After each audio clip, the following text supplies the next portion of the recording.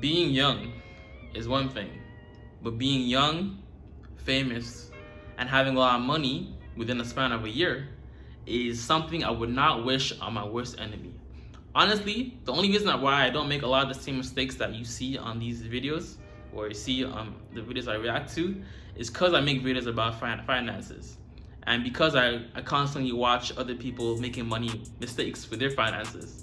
Other than that, I'm no better than these people. No cap. This Iman, and I blew a bag. You may know me from playing basketball, from seeing me rap. You may know me from being Junie's dad. You may know me from the reality show with my wife. His food is my food. Let me get the grilled lemon caper chicken. What is that? Steak. My first real job was campus delivery man, filing and scheduling, make sure people got their checks. I would deliver packages. I think I was getting paid like, might have been $10 an hour. I thought it was the most money I ever saw. I used to max out my hours every week. I would go around campus and be on my golf cart and see my teammates, give them rides to class. And the first check, I might have thought I was... See, having a job, having a job just teaches you so much about life, so much about like, just in general, like, that you need to work. Like you need to, even if you don't have a job, right? Just also finding a way to have a side hustle, making YouTube videos, whatever it is. Essentially what I mean is like having a job before you start making any serious money, or having a business that slowly makes a lot of money over the years gives you a lot more perseverance, gives you more character than all of a sudden you have success and boom, you're making money. Let's say you start making, the business stops making you as much money. You won't really have the character development to go back to the days where you aren't making a lot of money and really revive the business back up. So be grateful for small or progressive growth, and not that it's always instant. Instant growth, oftentimes, is a lot of people's downfall. That startup process is so crucial, especially for his kid. His kid's gonna be wealthy, right? So you need to find a way to not spoil your kid while still instilling in them the need to work hard and get their bag. I was balling a little bit. I might have did a little number out there with it. But I got smart and started saving at least one check. I would buy 2 pairs of Jordans when they came out. Well, my transition wasn't smooth to go to the league because right when I made my decision, I got drafted. I probably celebrated for a few days and then the lockout hit. So I guess I didn't see a real check until 2 weeks, maybe 3 weeks after Christmas Day, which was our first game after the lockout ended. And it was in the 100,000s. I think that one was a physical check. I didn't get it direct deposit until maybe like my 3rd paycheck. So I had a physical check. So I got to take it to the bank. I bought a Challenger. I ended up avoiding it. Luckily, I hadn't driven it a ton or nothing. Like, it was loud. That was before I really was into like, I didn't know about like wrapping cars and doing all that. But I felt like I just picked a bad color. It is. See, that's the thing, bro. Anytime I see these like big checks, like 100K or whatever it is, they always buy a car first. First of all, why are you buying the car new? I think more than likely it's probably new. Don't buy the car new. Buy it used. A used car from 2 years ago or 3 years ago. Ideally, you want to get a car 3 or 4 years after its initial release date. That's when most of its depreciation is gone, right? But with 100K, don't buy a car. Don't buy a car. You probably, first of all, I want to save at least 20% of that. 20% of that go straight to your savings account. Plus, it's gonna be taxed. So at the end of the day, he probably has 60K. 60K to work with, because because you gotta pay taxes, right? And depending on the state and wherever you are, anytime you see money on YouTube for general, let's say a YouTuber tells you they made 10K this month, know about half of that or 60% of it, or no, 40% of it is taxes. So 4K gone. You feel like me, I felt like everybody else because it was just a Challenger and I felt lame and I took it back. After that, I rented a Camaro, didn't like that, took that right back. And then I bought a Range, didn't like the Range, took the Range back. Finally, I ended up getting a Jeep. I got a Jeep with like a rhino skin covering on it. And that was hard, but it was like a third of the other cars that I kept trying to buy that would end up really just being trash. It just wasn't me. Listen, I got my college truck. Not a lot of people got their college truck. Hold on to your first car, man. All the memories. I paid $1,000 for that car. A 98 Chevy Blazer. It's shut down twice. I just called my dad and talked to my dad for a long time about it. Felt like a good time to have a man-to-man. So I talked to my dad for a while about, you know, like what he did when he felt like, all right, I could take care of everything. Like, I don't know, I felt like I could finally talk to my dad about the stuff that he used to stress himself out about. You know what I mean? Like, I felt like, damn, finally we got this like super grown man connection thing going on. Like, I could sit down and have a beer with the guys and understand like what they're going through now. They can't hit me with the wait till you got bills. Like, you know what I mean? Like, I felt like As a child of immigrant parents, I will tell you this one thing. There's nothing worse than hearing, oh yeah, Ayomide, Owolabby, I brought you all the way from Nigeria to Canada. Don't ruin me, yo. Don't shave our family name. I'm patiently waiting for the day that we can finally be equals. In terms of like, I paid them back for all the struggle they've done to put me in the position that I'm currently at, right? Give them a little house, and give them some like some money on occasions, and I'm good, right? So they can no longer use the I brought you here card on me so that we can be even. Don't you remember? I went all the way. I don't want to get into it. all my life I kept hearing that, like, man, I can't wait till you. It's like finally I got money, so now we can have that conversation.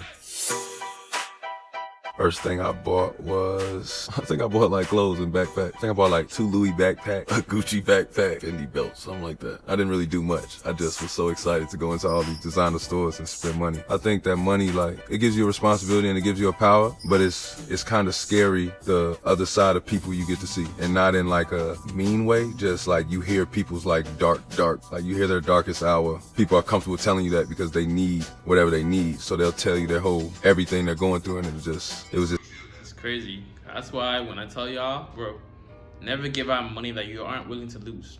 Give 50, give 100, give 1,000. If you so desire, give $10, but never expect people to pay you back. If you have that expectation, they will disappoint you a lot of times. It may not necessarily be that they don't pay you back, but they'll pay you back much later than they initially promised you, and that will put a strain on their friendship. And even with the whole like Louis bag, Supreme, stuff like that, I don't know, maybe because based on my own like personal history, personal experience, and the fact that I'm the first child of immigrant parents, none of that shit like impresses me. Just give me some brand, plain t-shirt, plain pants, and I'm good. scary to unveil that of each person and have that responsibility and knowing that. And that was a transition period for me. That was very strange and it was overwhelming. I had a cousin that like gave me a reminiscing story, like took me back, and I'm thinking we just like on the phone, like all the way down. He took me all the way down to the like the little spray candy that you had. Like, he was like, you remember it was like sour? I'm like, you know what I mean? Like, it made me think about like all the times at home, and the first time I had it with my other cousin, I'm like, damn, that's spray candy. But come to find out, he took me all the way back to all of this to tell me that day he bought me like a shirt. I think I spilled something on my shirt. Something happened. And he bought me a shirt, and he basically wanted me to loan him some money to go out and do something. I think he had like a birthday coming up. He basically wanted to do shopping to get right for his birthday or something like that. But he like took me all the way back to when he bought me something, which was, it wasn't comparable by a long stretch, but it's like I said with the money thing again, it's like what money will flip people's brains to do. I bought my wife her apartment, so she got this apartment in Miami. That's what's up.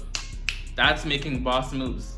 Don't buy me stuff. Give me the money so I can buy like something that will actually give me a positive ROI. Anytime you buy stuff, ask yourself, is this a good return on investment on my time or money, right? An apartment, buy an apartment, something that you can live in yourself while it appraises in value, or rent out while you are somewhere else, definitely, right? But anything you buy, like, what am I getting out of this purchase?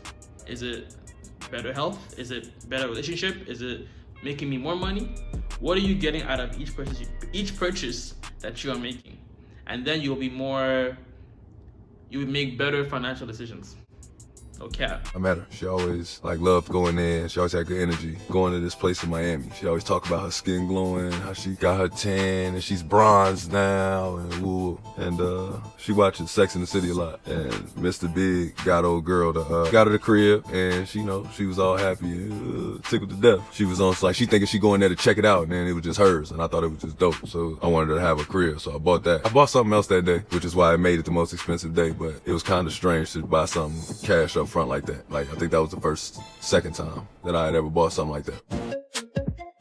I guess with music, I always wrote music and did music on my own. I just like to write, like even if I wasn't doing it to like put it out myself, like I would do it to like sell songs to people, whatever, just because the dream always was for me to like, I just want to be able to do shows. Like I want to be able to go to a show. I think shows are so cool, to go to a rap concert. I remember going to a Ludacris concert when he dropped back for the first time. We literally went just to hear him do Southern Hospitality and What's Your Fantasy. That's what everybody wanted to hear. So when I went to the show, like I always wanted to be up there and be like, damn, I just want to say something a certain way to where everybody in here say it. Like everybody's got they song that they do, or that chant that they got going, that the whole crowd to take over and sing it for them. And I was like, damn, I want to have that moment, just because I feel like even as an athlete, like I go through so much stuff that, yeah, I'm gonna go through a lot of stuff that a lot of people can't relate to, but a lot more people relate to me than, like a lot of people probably think, oh, he hoops, so they got this problem or that problem. A lot of us is super regular. It's just, you know, people are put on the front to do that, but we go through a lot of the same stuff. I just want to have that moment where everybody like, man, I all the way feel you, like I all the way understand. I love the definition of using your job to finance your actual dream. It seems like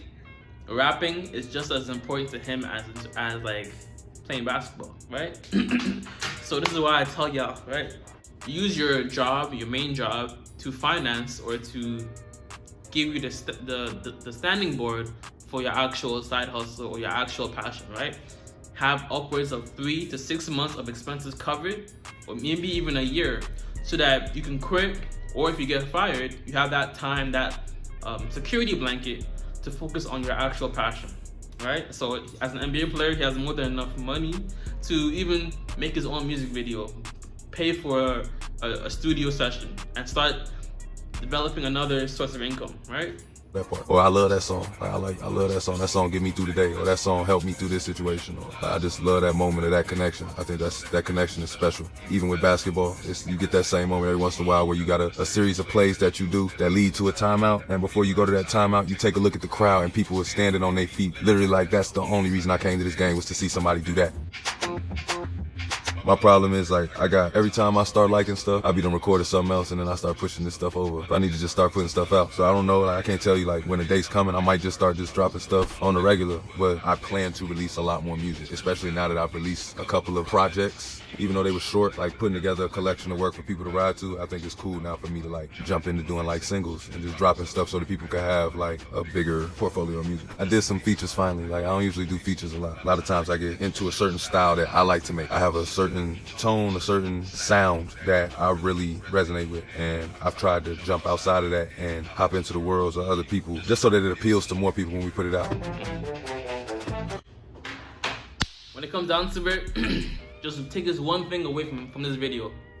Anything you buy, what is it giving you back? Is it making you more money?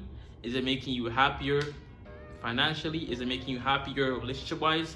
Is it helping you stay fit or be healthy? What is it helping you do? If it's not helping you do any of those three, dash it, ditch it, and buy something or get something with a better ROI. But yo, God bless, much love, peace and joy, namaste. Always remember, if it doesn't feed you, don't water it, and too much of any good thing is good for nothing. I'm G, bruv, deuces. Me back then, I was doing 10 toes, yeah, and now you wanna ask for a